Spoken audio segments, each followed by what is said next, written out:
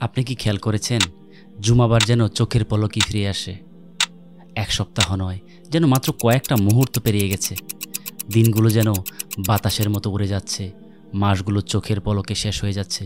কিন্তু এটা কি কেবল আমাদের অনুভূতি, নাকি কিছু গভীর বার্তা আছে এর মাঝে? রাসূলুল্লাহ সাল্লাল্লাহু আলাইহি ওয়াসাল্লাম আমাদেরকে বলে গেছেন এবং সতর্ক করে গেছেন, কিয়ামতের আগে সময় এভাবে খুব দ্রুত বয়ে যাবে। আমরা কি এই সময়ের গতি নিয়ে ভাবি? প্রতিটি শুক্রবার আমাদের স্মরণ করিয়ে দেয়, জীবন থেমে নেই, বরং শেষের দিকে ছুটছে। এভাবে একদিন আমাদের শেষ জুমাবার আসবে। এরপর আর কোনো সুযোগ থাকবে না। এখনই সময় ফিরে আসার, এখনই সময় বদলানোর।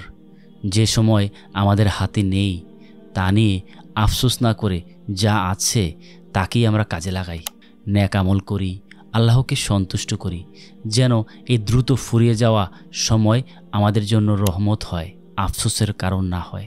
আল্লাহ আমাদের সকলকে দ্বীনের সহি বুঝ দান করুন। আমিন।